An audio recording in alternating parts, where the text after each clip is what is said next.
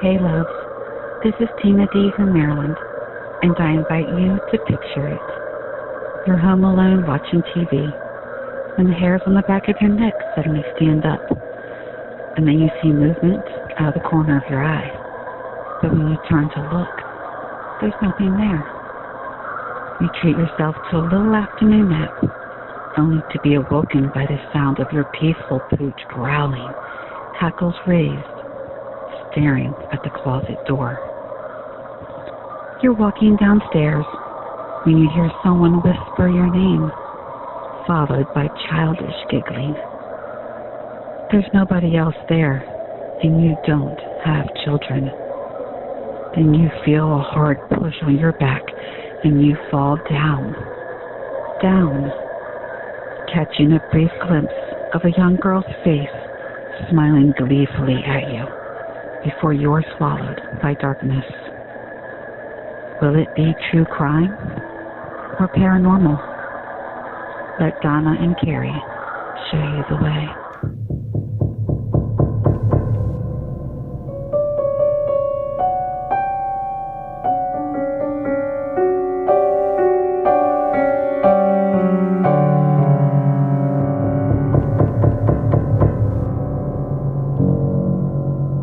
I'm Donna. And I'm Carrie. And we are Paranormal Chicks. Sinister Sightings 122. And you just heard that intro by Tina D. And hopefully that got you all up in the spooky mood, just like it did us. Hey, and you know what else? Tina was one of the winners of the intros that we gave away. So we'll be giving away some at other times throughout the year. If you want a chance to win, you gotta be in the Facebook group, though. So head on over to Facebook. Go to a Paranormal Chicks group and, join. And if you won or it's part of your Patreon tier, record your intros. You have heard Robot Carrie. You must comply. Damn, Robot Carrie finished my sentence. You talk too slow. How do I listen to you on 1.5 in real life? Press my button. Oh, God, no. Well, I'll finish it for you. Patreon.com/the APC podcast. Well, motherfucker. Well, Changeling Carrie came and even did my voice. And she smiled. Okay, let's get into this first story. First story and their first time sending it in. This one's called Good Mood Food? ? Hey, ladies, or should I say chicks? How about greetings, Donna and Carrie? My name is Karen, and I am an intuitive and Heyoka empath. I hope I said that correctly. So I have many experiences, and on top of being born with the veil, Southern edition, not literal. I was born and raised a New Orleans boy. I've heard of many different podcasts, but when I caught yours, I was stopped in my tracks. I love true crime and have grown up with having to solve mysteries all the time because I'm born into the paranormal. My entire family, as I know of, have gifts of one sort or another, and I can sense them on them like hush puppies right out of the grease, and people find it easy to speak and confide in me, so I usually attract other mystical people and beings. I've met the gamut, but that is a whole series I can give you. But I'll try to write in again about some more of my experiences. I plan on typing a different one for another podcast also that y'all should listen to, True Paranormal. Very creepy. Picture it. It's 2012, and I'm working in my local mall when malls still had a heartbeat, and I am loving it. I'm new to this part of Louisiana, and I'm making friends left and right in the mall and selling products left and right at my storefront in the still busy mall. Usually on breaks, I would go to Arby's in the food court if I wasn't super hungry and have a large fry with Arby's sauce. Being a regular, I was always gifted piping hot fries and overflowing heaps of them. And per usual, I would chat with a new friend there. We'll call him Vance. Well, Vance dropped my fries and the aroma blasted as they cooked. I remarked on him being alone in the store, and to my surprise, he was working alone because the latest employee was fired for stealing. But with a questioning look, he of course asked me if I wanted to work part-time there. Well, with the smell of fries and now the mozzarella sticks dropped next to my nose, couldn't allow me to say no. I started a while after, and within the first 3 weeks, I'm asked to look into management. Taking it as a compliment, I, of course, say yes. As the weeks go on, I'm being trained by Vance, and we're becoming friends, talking about our paranormal experiences, him asking about spirits in the mall and the Arby's we were at, and who they were and why they died, so on and so forth. You see, when I concentrate or when the spirit is very forthcoming, I can see what they see and feel it, and can communicate with them here and then. Vance, of course, finds this ability very interesting, being that he can feel the ghosts, but usually only has bad ones or demons around him, so he never allowed himself to develop his gifts. Luckily, I had my first experience at 3, which scared me, but I attacked the shadow person instead of running. And from there on out, I read on everything paranormal and learned how to go about protecting and battling with the spirit and my own energies. Anyhow, with us being at a mall store, we of course hadn't a drive-through to teach me on, but one was 3 miles down the way. So one night, when said Arby's was slammed and only having 2 people running the store, me and Vance decided I was training on drive-through that night after we closed the store. Yeah, overtime. When we got to the other Arby's, I immediately felt off in the parking lot, but filed it away as nerves. Parking in the back, we walked around the front and entered as the line wrapped around the building. Vance runs to the back and gets 2 headsets, and I go to the restroom, wash my hands, and get the strangest feeling of being watched from being in the 1-stall, 1-urinal restroom. I can touch both walls if I use 1 hand and 1 foot, no space to hide. Finishing up quickly, I look to the mirror and I see a swirling and book it out of there. A portal. As I go get my headset and cross behind the counter, I stop midway and step backwards into the lobby, then forward behind the counter, and then back and forth at least 4 times, enough for the other manager to yell at Vance. "You told him," snapping his head from the front counter where he was taking an order, our eyes locked, and he told me in a happy and excited voice, "Don't say anything yet." Then yelled to Evelyn, "I didn't tell him, and don't say anything." As I get to the drive-thru, I start assisting as in being taught how to order take. But as I do this, I'm seeing people, a woman, a customer, I guessed, looking down the hallway window directly at me, off and on, and seeing movement in the back of the restaurant, despite the sandwich maker being one line making the mountain of sandwiches. Evelyn helping me as I helped her, and Vance being on the front cash. After some time, probably an hour and 30 minutes, I walked from behind the counter due to feeling extremely sick now suddenly. Sitting down in the lobby, I felt somewhat better but not completely whole. As I sat there and the rush died, Vance pulled the other 2 workers out with me, and with the biggest smile, he tells me to go and tell them. With a confused look, I watch him for some sign or hint of what I'm supposed to tell. Evelyn then pipes up and says again that I've been told before. I look at her and truthfully tell her that I've been in this store once before, a year ago, but only to pick up a friend who was scared to go home alone, but that was it. Vince says, "What do you feel?" Then I catch on. I look back behind them and see another figure walking past, and I ask bluntly, "Who was shot here, and when did the robbery happen?" The last part I said was a question. Now yelling again, both of the workers think I'm making it up. I ask the male worker why he is listening to the second voice that is speaking to him. Going red in the face, he stares at me and starts to get defensive as I explain that I can perceive what it is telling him and that it is a demon, which doesn't shock him, but for him confirms that I am a sensitive. Later that night, we do a mini exorcism and breaks the bond. At this point, I'm told by Vance to just go off of what I feel and see as I start to concentrate the energies and the memories, and the speech becomes overwhelming. So I close my eyes and ask the spirits to show me. Walking with my eyes completely closed and with 3 people following me, I give them a tour of the house that used to be there, which started behind the counter, aka where the stoop would be. Walking, guided by the memories of the house before, I take them through what happened. A woman in her 30s, 32, I'm certain, was dating a guy, wasn't sure his exact age, but around 35 to 40, and he wasn't forthcoming. And the 32-year-old lived in the house with her mother. The boyfriend recently moved in, and the mother was happy at first. Then one night after too many drinks, he came home in a rage and scared the daughter badly. She hadn't seen him like this before, despite them having a healthy relationship of ups and downs. But this night was different. Turns out he was possessed by the same demon that was speaking to the current employee. Well, that night, he caused such a ruckus, he woke up the mother, and like any Southern woman, she defended her daughter against him.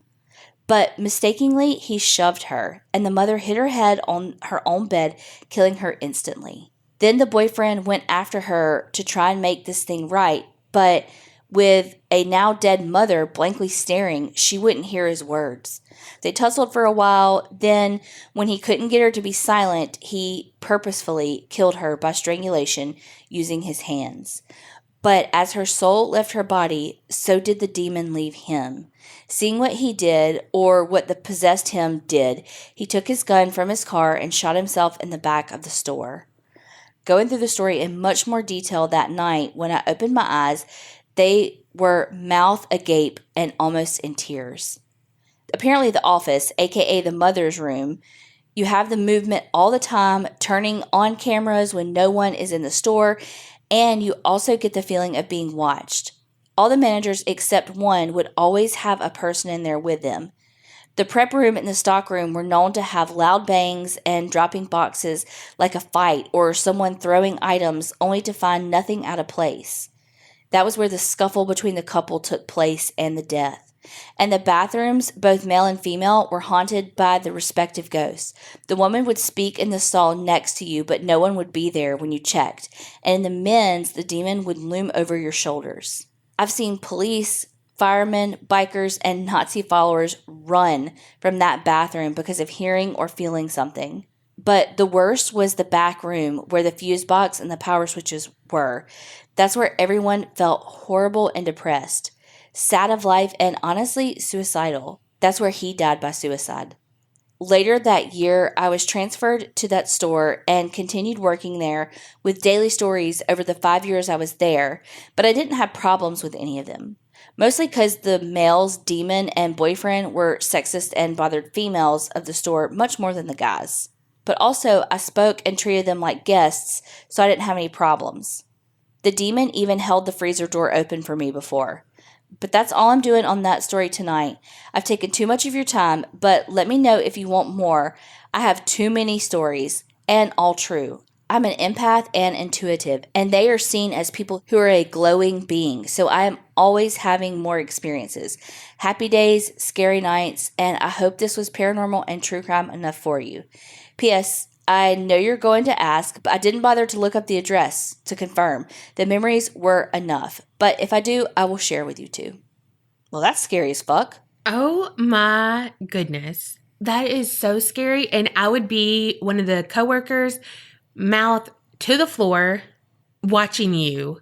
I also don't like they not set you up, but it was like Vance did for sure. Yeah, like, did you tell him? I didn't tell him. You know, like it was like a test. I know, but I would so be Vance too because I think Vance wanted to know if you were for real as well.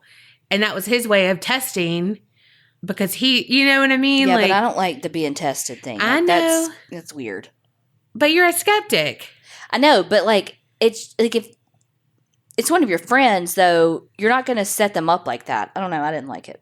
I mean, you could be like, people say some weird shit have happened there. Tell me what you feel. Yeah. And then, then make them go into specifics, like not just like a going in blind. And right. Then, because if they are for real, like him, he got sick. And so it's like, no, like give somebody a heads up. Right. That's very true. And do we even have to say this? Send in all of those stories. And can you also send some hush puppies? Because now I want some. And also I thought you were going to say that you could read auras when you said that's like y'all shine brighter. And I was like, wait, you read oh, never mind. Because last episode we were talking about we want our auras read. And I was like, wait, oh my God. Oh, never mind.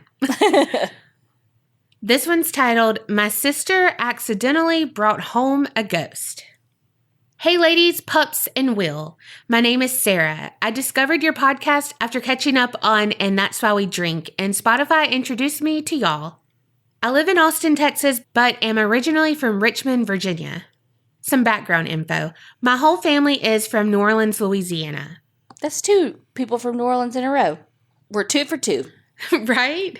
Every year for spring break, my mom would take my sister and I to New Orleans to visit family. One trip, my older sister Tori was going through her goth phase and talked my mom into letting us go on a haunted history tour in the French Quarter. We went through the tour, heard the stories, and ended the tour at St. Louis Cemetery 1 at the tomb of Marie Laveau, bad bitch voodoo queen. My sister called me over to the tomb and she found a little circular metal thing. I told her to put it back, but being my older sister, she said no and brought it home. Whoa. Well, that's when shit started going down. Nothing ever felt malicious, just kinda annoying. Most of the activity was footsteps in Tori's bedroom, which was right above the living room. We also had a problem when my sister or I would wear shorts and tank tops to bed. Our closet doors would creak open and we would both get a feeling of someone watching us. Now, we were stupid kids and wanted to name the ghost. Well, we were both fans of South Park at the time, so of course we named the ghost Kenny. That's terrible, but funny. I mean, that's frickin' brilliant. And most of the time, if we heard something and told Kenny to knock it off, he would. However, when my family moved out of the house, Kenny did not follow us, so I hope he's having fun with the new owners. I love your podcast so much, and you for sure helped me get through my workday and drive home. Thanks for all the laughs. Stay spooky, my friend, Sarah. P.S. You can for sure use all the names in the story. Sarah's like, tell all our shit. Sarah's like, my sister got us the fucking ghost, so... We named it. And I'm going to need you to put her on blast. Yes. Because she brought the ghost home, even though I told her not to. Right? Look, if you find something on a gravestone... Don't fucking touch that shit. Don't touch it. And if you're going to touch it, don't take it. And if you're going to take it, don't take it home. But I'm glad nothing, like, really bad happened. To them. Yeah, to them. Ooh. But also, I wonder why it was when you wore tank tops and shorts. Is it like you showed too much skin? I think so. Oh, Lord. Well, Marie Laveau don't go in fucking Donna or Tiffany's room. Those bitches sleep in the buff. In the buff? That's what it's God, called. I know, but... Well, she would love you. Actually, she'd be like, oh my God, I'm so fucking tired. Oh, this bitch covers up everything. I can't haunt her for anything. Can't believe your sister got you haunted by Marie Laveau. I mean, go big or go home. They did both. They went home and they were haunted. Okay, the next one. Hi, ladies. I started listening to your podcast and I absolutely love it. I'm a cake decorator in a 97-year-old bakery and I get way too creeped out listening to your podcast. Cake decorating videos are some cake and cookie decorating videos on Instagram are like my guilty pleasure. And actually, I'm not guilty about it. I kind of love it. Mm-hmm. Let me tell you, ooh, me and Carrie, we could quit our day job and be cookie decorators. Let me tell y'all. Meanwhile, a week and a half in, and she's still on the first fucking cookie. Not an exaggeration. And also, our cookies were terrible. They tasted yummy. Well, because we didn't make them. Yeah.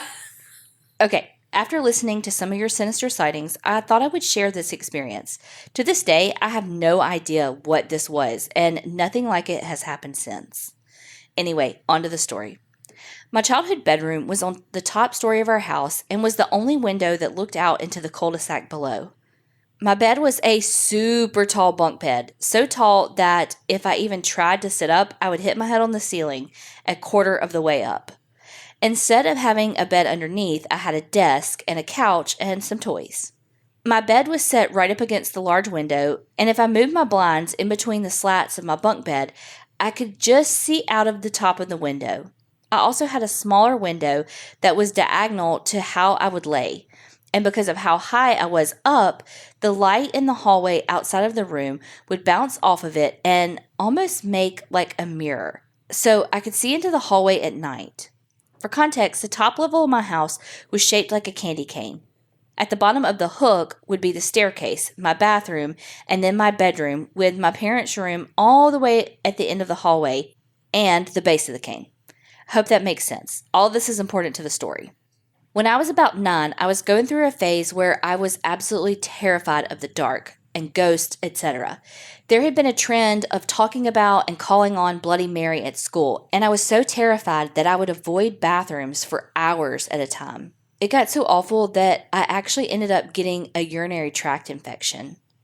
My father was an incredibly strict type A man, and when he heard of this nonsense, he couldn't stand it. He locked myself and him inside of my bathroom in the dark and made me do the Bloody Mary ritual. It was a really traumatic experience for many reasons, but I digress. Later on that night, my mom was trying to put me to sleep, and she was honestly just so fed up with me being scared that she allowed me to keep my door open and the hallway light on, which she normally didn't let me do. About 20 or so minutes from the time that she left, I started to get incredibly anxious. I don't know if it was my own thoughts or what, but something compelled me to look into the hallway through my reflective window. When I did, I could see a blurry figure at the top of my stairs just standing there. I obviously said, "Mom?" Whatever it was must have been standing facing the bottom of the stairs, because I watched as it turned around and started walking to the top of the stairs to my room. Nope, don't like that at all. I was absolutely terrified. So terrified I could barely breathe. I did the only thing I thought would protect me. I went under the covers and tried to pretend it wasn't there. In my 9-year-old mind, I just thought because I was so high, whatever it was would not know I was there.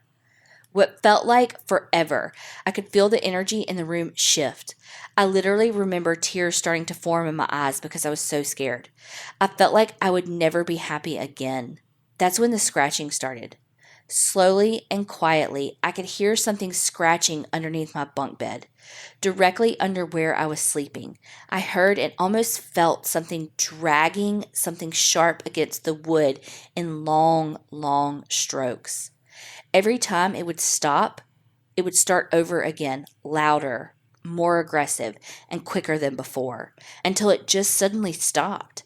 I don't know if I audibly heard it or felt it or thought it, but all I know is that something was telling me, come outside, come down. It was a nagging thought, almost like when you have an annoying song in your head. For the same reason, a weird compulsion, I peeked out through my big window in between the slots to see the outside of my cul-de-sac, and what I saw, I still have nightmares about today. What I saw was me. Myself. I saw myself standing in the middle of the cul-de-sac underneath a light pole, holding something in hand. I was happy and I was beckoning me to come down. I could see my hand motioning to myself to come outside. I went back under the covers and tried to sleep. At this point, in full panic attack and tears. The whole night I had that nagging feeling, and every time I would check outside, I would be there. Sometimes closer, sometimes further. But always there. As the night progressed, I got more angry, infuriated that I wasn't coming down. Something was always behind me, just out of reach of the street light. As soon as it was light in my room, I went to climb down from my bunk bed, and even though I'd had this bed for 3 years and would go on to have it for 2 more, for the very first time and only time, I fell. I fell straight on top of a large Barbie castle. It was the one where the elevator would move up and down, and mine was broken. A metal pole was sticking out from the hinges. Somehow this thing had ended up right beneath my ladder. This was the worst pain in my childhood. I ended up with a huge bleeding bruise for 2 weeks. My mom says that she remembers this happening like it was yesterday because I was convinced that something had pushed me and hurt me on purpose. I've never had another experience like this. We lived in a new construction home. I had never felt unsafe there before. Needless to say, I never slept with my door open again. I still sleep under my covers at 28 and occasionally have a nightmare about this night. Holy shit. Okay, that really is so fucking scary. The long scraping on the wood and then getting faster and faster and faster and faster. That gives me so much anxiety. Like, that builds so much, like, tension up in the horror movies for me. Mm-hmm. Like, it makes my, like, oh my God, just, like, someone die already because I just need it to get over with. Because oh God, I mean, I didn't want you to die in this story, but I just needed it to go. Oh. And then you looked outside and basically saw your doppelganger or something. Legitimately. Oh my gosh. And I don't know why, but I pictured you holding a balloon. What would have happened if you had actually gone out there? I don't know. And also being beckoned out there. Oh my gosh. And okay, so this isn't creepy, but then I'm just nosy. So I had a Barbie house that had an elevator, but it was, I think what we called it was an apartment, and it had like 3 levels or 4 levels, but the elevator, was like a pull thing. And I'm wondering if that's what you had. Sounds like it. I think the sink made noise and something else. Dang, okay, bougie. I mean, it was cardboard. Well, I didn't. You know what my Barbie dream house was? That wasn't the dream house. I did have a dream house, though. Okay, do you know what my Barbie house was? What? It was underneath the end table next to the couch. Well, That was my Barbie house. I had to imagine it. And you know what? My older sister, Casey, always fucking took the best houses. my neighbor, she also had a dream house, but she had a waterbed. I did have a waterbed. Well, my parents did, and then I got a hand-me-down one from my brother-in-law's parents. Yes, you did. I've only slept on a waterbed twice in my life, and I hated both times. But she would put her, like, because, the dream house was like 3 sections or whatever, and so she would put her section by her waterbed. So hers was like oceanfront property, and then like That's so cute. all this thing. My Barbie didn't get that at her house. I was like, that's so good. So yeah, mine was on the outskirts of town over there. Well, mine was still at the store. Tiffany had a camper thing, and I think she had like that white car. I had an Elvis car that was not a Barbie car, but I used it as that because my mama got it from a garage sale. But it was a perfect size for like a retro Barbie. They had sex up in there a lot. Well, tell me some more shit you had that I didn't have. Okay, miss, I went to Disney World. One time. Mm-hmm. Well, really 3, but 2. Okay. Hold on. But really 2 of them were on school trips that we raised money for. So parents didn't pay for it. Mm-hmm. But one time, not me. Your parents didn't do vacations. We did one. We went to Busch Gardens. Okay, I've never been to Busch Gardens. Moving on. Moving on from Barbie talk. Hi, beautifuls. I just want to say that I love the podcast and Death feels like I've found my people.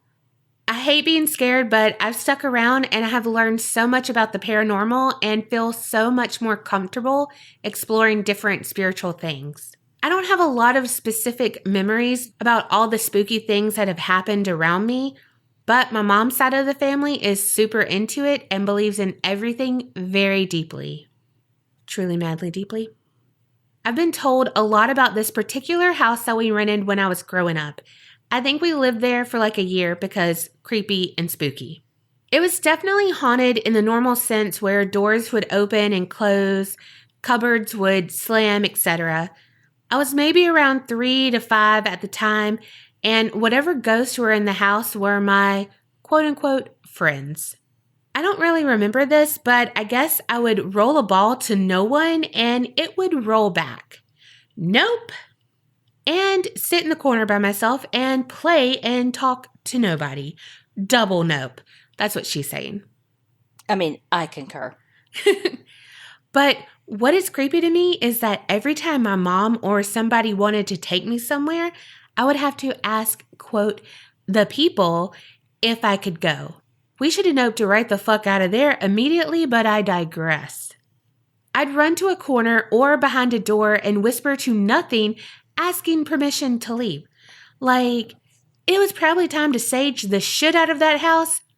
I don't know if the ghost ever said no, but I sure hope that Quote, the people haven't followed me around on my shoulder. Pray for me. LOL. Love you ladies. Taylor. That was always my biggest fear working in hospitals, is that something was going to hop around on my shoulder and follow me home. Yes, it is. And all I can think about is the Martian from the Flintstones. Though, that you called them the people, that's... Yeah, that's weird. That's creepy. Like, you shouldn't have to ask if you can leave your house. Unless you're asking your parents. Right. But I mean, like, oh, let me ask the ghosts. They're not the boss of you. All right, the next one is called Irritated Museum Ghosts. Hi, y'all. I love your podcast. It's like hanging out with old friends while I'm at work or driving. I'm still back in the 2019 episodes, but binging happily. I am an open-minded skeptic in the paranormal, even though I watch things about it obsessively. I'm very sensitive around living people's energy, but not so much with spirits. All of my stories are short and subtle, but my sister is sensitive to spirits, so maybe I can get her to write to you sometime. I started thinking about something that happened at our old house when we were first married that I never thought about at the time. A lot of times when I would be in bed, I would hear something that sounded like an alarm clock in the attic or the wall, and then other times I would hear something that sounded like talking, like on a radio in the attic. I honestly thought in my half-asleep, annoyed state that there was some stupid radio in the attic from some past renter with the alarm set. But it wasn't every day or at the same time, the way alarms work. The thing is, we didn't have a big attic there. I only ever peeked into the attic at the house, but I'm pretty sure it didn't go clear over our bedroom. And we for sure didn't store anything up in that attic because the hatch to it was up really high in the garage, and being so small, it wasn't worth it. If there was something old up there from someone else, the batteries would have been dead a long time ago. It never occurred to me until now that maybe it was something paranormal. When I was a kid, we inherited my grandmother's large wooden organ. My parents would try to put knickknacks on it, but they would always be knocked off the next time you would walk by. My grandmother had never allowed anything to be set on that organ, so we always thought it was her spirit knocking them off and saying no. At that house, we also had a metal cross on the wall. I don't know why. We were not religious. Our cat would sit there and stare at it. Super creepy. 2 more. Just a short thing. My hubby and I were walking out of our patio to the driveway about a year ago, and we both heard a man's voice behind us. No one was there. It's even more amazing because my hubby is hard of hearing. Lastly, when I worked at our local historical society, it was located in the house museum for our town. It was an old house built around 1908. I loved it. It was beautiful and creaked the way an old house should when you walked around. I was alone in there a lot as I was the only paid employee. People always asked if it was haunted. If it was, I never felt anything creepy. Someone told me years ago they saw someone in a mirror that wasn't really there, and someone else told me someone was hung in the attic, but there was no record of that, and like I said, skeptic. I managed to arrange a ghost investigation as a raffle prize at our yearly gala. The winner got to bring a guest and join the paranormal investigators on a night investigation. I was super excited too because I got to supervise and therefore participate. A few things happened to me that I can't explain. The less skeptical said they had a lot of experiences. First, they were talking to spirits using a pendulum, a circle for yes, back and forth for no. What they had gotten so far was that they were talking to a young Native American girl who died from a disease near there. Now, there had been a permanent Native American village in the area, so yeah, maybe. Side note, I did find out that there had been a paranormal investigation before I started there, and they contacted a young Native American girl too. Then it was my turn. I was told to hold the pendulum.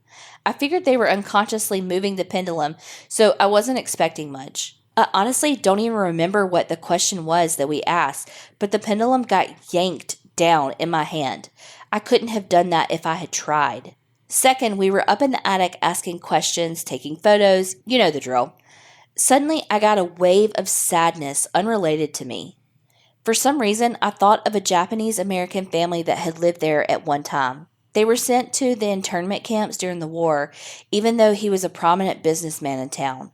I asked something like, Are you sad that they took you away from your home? Dumb question. I know. I just felt dazed and sad and connected to something up there. It was weird.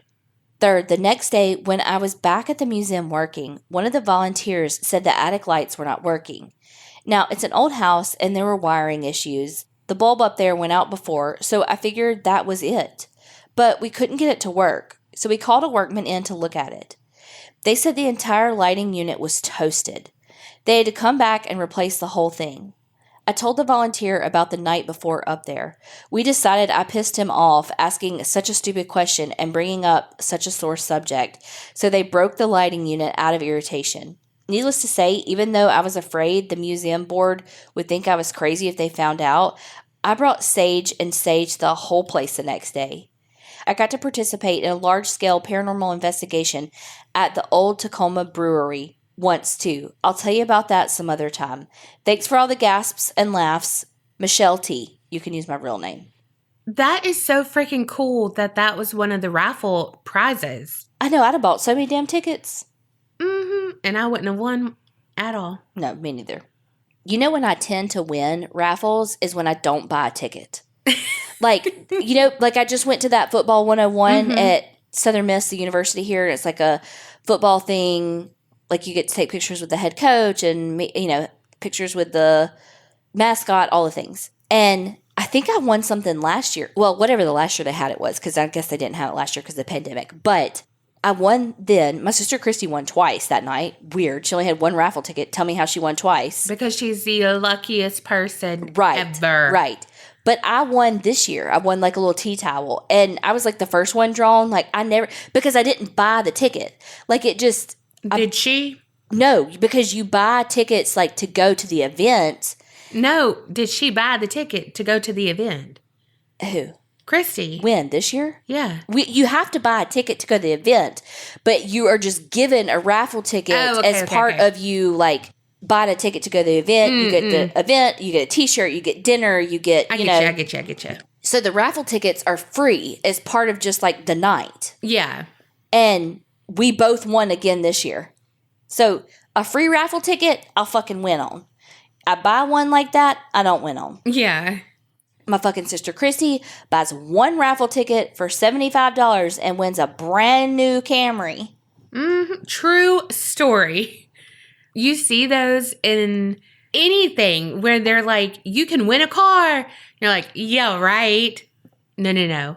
Well, this was a raffle for the Cancer Foundation for the hospital she works at. So it was a legit. More legit, but still, she won a fucking car. A car.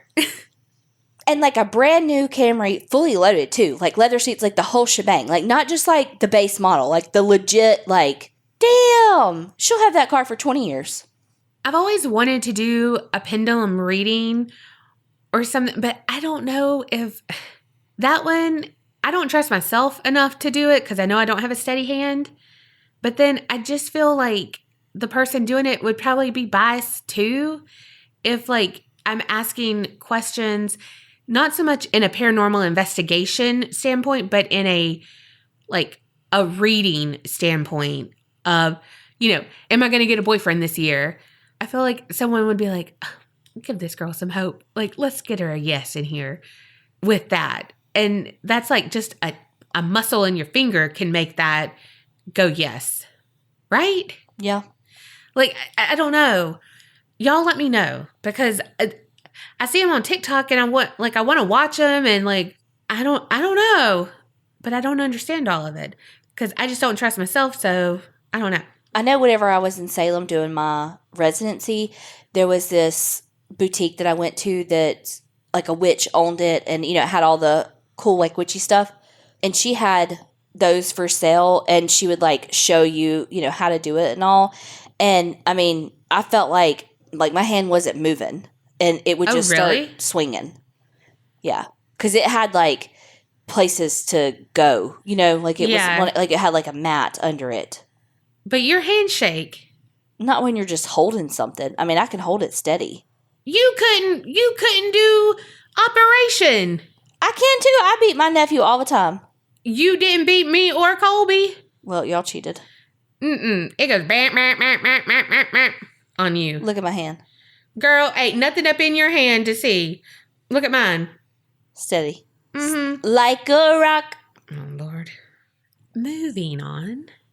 Sup, ladies, and hello from upstate New York. I'm Jessie, she, her pronouns. Let me start by saying how much I enjoy your podcast. I work overnights, 10 to 6 a.m., and you're all I listen to all night, Monday through Friday. Love it. I started listening about 3 weeks ago, and I'm almost caught up. Cool. Thank you. So I've been thinking if I had any stories to send in, and then I remembered the one time I went to a small medium reading.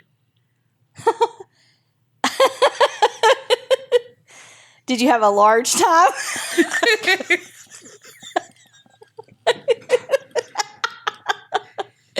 A small medium reading. Oh my God, that's great. I love it. Look, I know I told y'all that story before where I ordered the pizza for me, and middle school Donna was very insecure, and I didn't want the person at Domino's, I'm sure it was Domino's, to know that I would be eating a whole medium pizza. And I was like, yes, I need to place a delivery for a small medium pizza. And they're like, okay, a small or a medium? Small medium.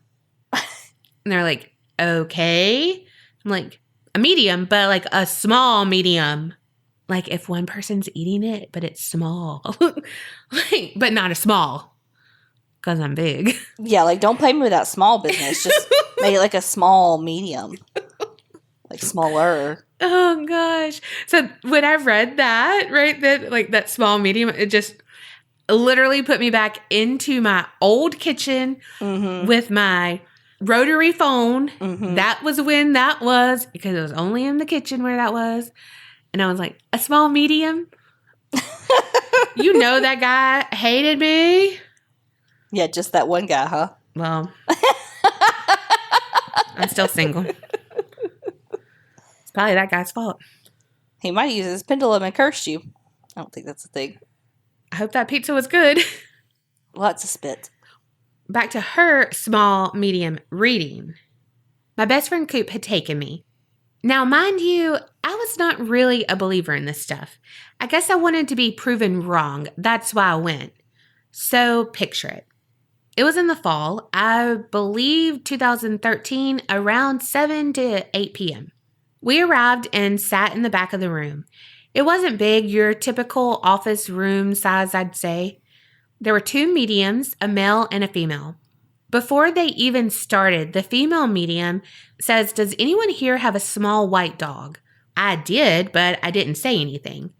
She goes on to describe my dog, Andy, a bit more. No one fesses up, so I do. She goes on to tell me how he's always itching and other stuff, and I say, yes, it was all true. She tells me it's his skin and to put a teaspoon of olive oil in with his food and it should help him stop itching. Then they begin. She points back to me and says, "Do you know a dark-colored woman? She's standing next to you. She has on a white dress. She's your spirit guide and she's here to help you." Now, let us backtrack to when I first found out about my great-great-great-grandma, Mama Nona. That's what they called her. I know she was born and raised in Puerto Rico. She was very dark-skinned. My grandma tells me she was a wonderful woman and she married a, quote, white man who had either blue or green eyes. My grandma can't remember. And that in Puerto Rico, she was a midwife. At some point, she even had a road named after her. When I first heard all of this, I felt a pull toward her. I got this overwhelming feeling of love, kindness, strength. I cried. I still do to this day. Every time I bring this woman up or think of her, I cry. I feel like I relate to her so much. I myself am married to a, quote, white man with blue eyes and have always had a fascination and a pull to the medical field. I was a CNA for many years and am currently in school for my LPN. After that night, I started giving my dog olive oil and his itching stopped. When that medium described the figure standing next to me, I knew without a doubt it was her. I know my great-great-great-grandmother is with me, and I know she's guiding me. That night, I became a true believer. Jesse, okay, 1, I also say small medium to describe things like I've said. 2nd, I have a white dog, and she itches a lot. So I like rub coconut oil on her, but I'm going to put some olive oil with her food. We used to do that for my parents' last English bulldog because it like helps their coat and stuff. But we did more coconut oil, but you can do like in the food, not just on them. Yeah, well, I did coconut oil a little bit on her food, but I'm going to try olive oil. Yeah, we would do olive oil too, though. I'm going to try it. Like extra virgin olive oil or just regular olive oil? Yeah, extra virgin. Why? Because it's a little bit more clean. Well, she didn't say that. Well, Rachel Ray, EVOO. I mean, she's the OG of the EVOO. Also, is that not the most anxious thing in the world? Well, I don't know. Probably not. But having a medium or someone describe something and be like, does anyone have, even if they're like, who here drives a green Ford Taurus? Even if you're not that person, you're like, oh, shit. Are you parked weird? Are like, what's going on? Is your car unlocked? Is it on fire? What's going on? You know, like it's just, so it's like, who here has a white dog? Okay. Who here has, you know, and it's like, I mean, I got one, but I ain't going to say anything. And then it's like, well, okay, it's me. Yeah. You know, and it's just like that, but I don't want to say it, but I don't want to, but good thing you did. Cause then y'all had that connection. And she was able to, you know, let you know the connection you really do have with your great-great-great-grandmother. Which is like probably the whole reason why you were there anyway. Yep. And congratulations on going back to school, getting your LPN. Girl, you got this. The next one. I felt her death. Oh, gosh. Hey guys, I'm Megan, and I like listening to y'all's podcast during work, and it's great. I have a creepy and strange story to tell y'all if y'all have the time. Of course we do. Of course. I was 16-ish, and we lived on a haunted old farmhouse in Virginia. There were whispers, soft lullabies sung, smell of cooking at 4 a.m., and heavy furniture that moved in the night. But this one event scared me so bad, it took me 2 years to talk about without crying. At this time, my parents would leave early for dialysis, so I would get ready for school by myself. It was a normal morning, and I started walking to the end of my driveway when I felt it. I was being watched. But then the whole world changed. It was like stepping into an old photograph, all sepia colored. Now, I'm a black-haired, tan woman, but I wasn't in this. I turned into a blonde, braided little girl in an old-fashioned dress with tiny flowers. I felt her fear as I realized she was being followed, so I started running. I just knew I had to run for it. But then I stopped, and I turned to face the person chasing me. It was all black, no identifying features, but you could tell it was a man. He carried something heavy, a cast iron skillet, or at least it looked like one. I felt her courage, and then I felt her pain as he brought it down on her head. I felt the blood run down my face, and then it was just over. It was me again, sitting in the dirt. I don't know what happened or how to explain what it could be, and it still stays with me a decade later. Thank y'all for listening to me ramble. Stay safe during this time and creep it real. Well, first, what in the tangled is going on? It's like sound like you stepped into Pleasantville. Yeah. Meets he killed him with a love. Meets Tangled. You know what I mean? Yeah. With the iron skillet, if you don't know what we're talking about. Man, that's scary. That is scary. No, thank you for that. Yeah, hopefully you never have to deal with that again. Ever. But if you do, send us another email. I mean, we definitely want to know. We're nosy. Definitely you're nosy. Last one. Let's not meet again. Hi, Donna and Carrie. I'm Gio, and you can say my name. I'm sorry for the extremely long email, and I apologize for any grammatical errors, but English is not my first language. I've just recently found your podcast and wanted to tell you, first of all, it's amazing and I love you. You are the best and only spooky podcast that I want to listen to, and I love how smart and funny you are on each topic, and you're making my quarantine much, much better. Also, I adore your laughs. And second, that I love your Sinister Sightings, and that's mostly why I write. Side note, the story mentions sexual assault, depression, self-harm, and eating disorders, but it does have a nice ending. But still.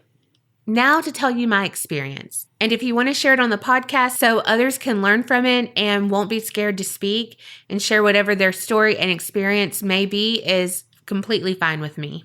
So what happened to me was when I was 6 or around 6, I'll get into why I can't remember the exact age later.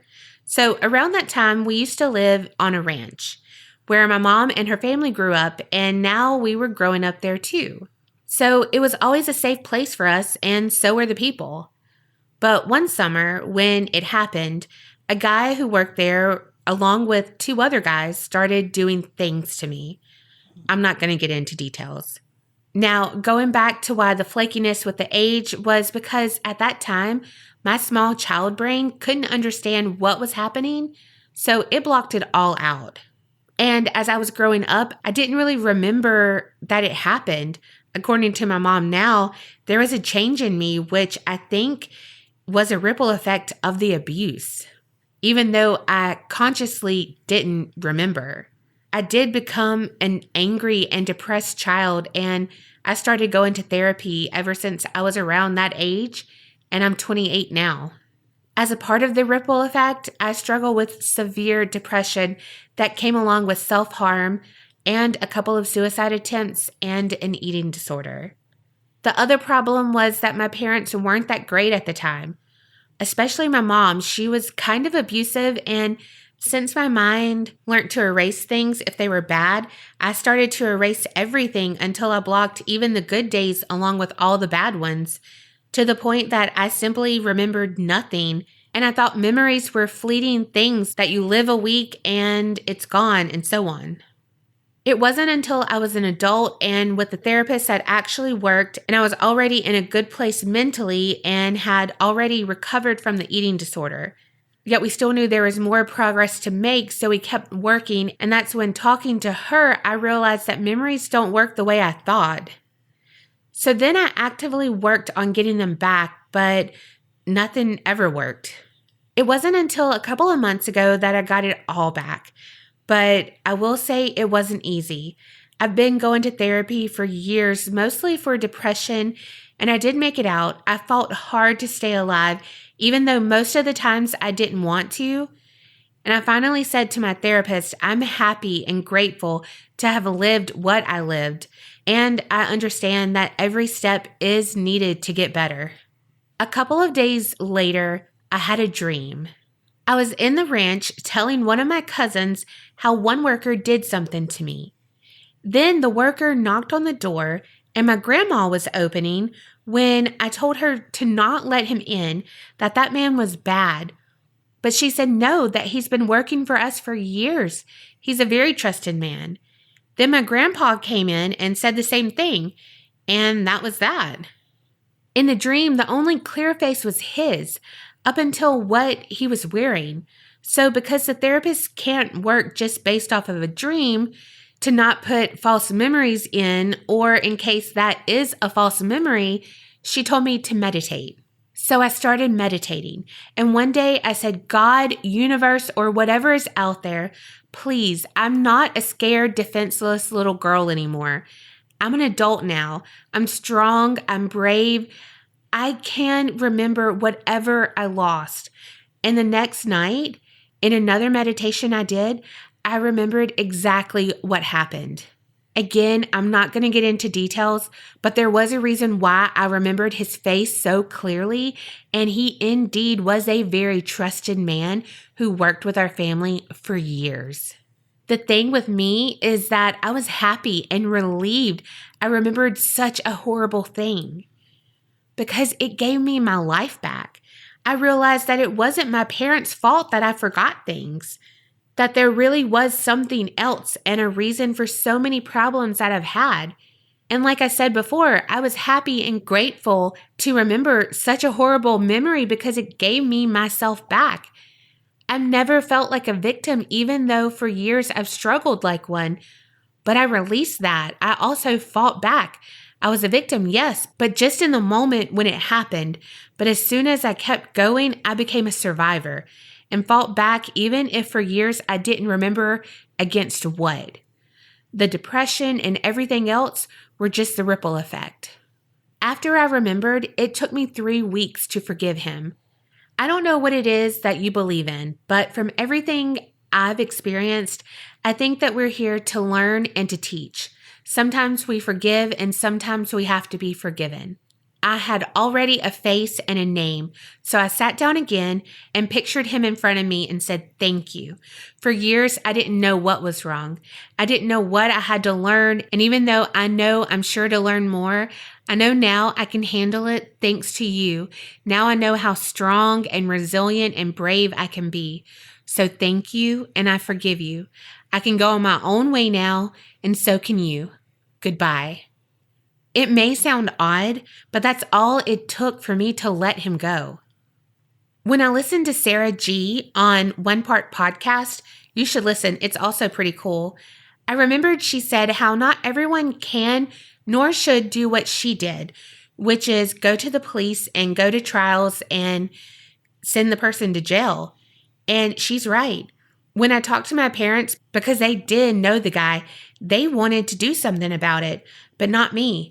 I didn't have the mental strength that it required. Again, I was just thankful and grateful to have remembered because of all the good things that it gave me back. So it was easier for me to forgive in such a fast manner, which again, not everyone can nor should do. Like Sarah said, you need to do what's best for you, whatever that is. Even forgiving him was easier than forgiving me for letting it happen. I didn't notice, but I was angry at myself for not being there for me, for not being that strong, fearless, brave person that I am now. Except, as harsh as it may sound, if it hadn't happened along with many other things, I wouldn't be that way now, so it took me longer to understand that. We are stronger than we think. I believe sometimes we just forget to look back at everything we've surpassed and accomplished. One last thing. Also listening to Caitlin N. Brewer, also in the One Part Podcast. She is so right in what she said about how to prevent sexual abuse on kids. My parents were quite the opposite of everything she said.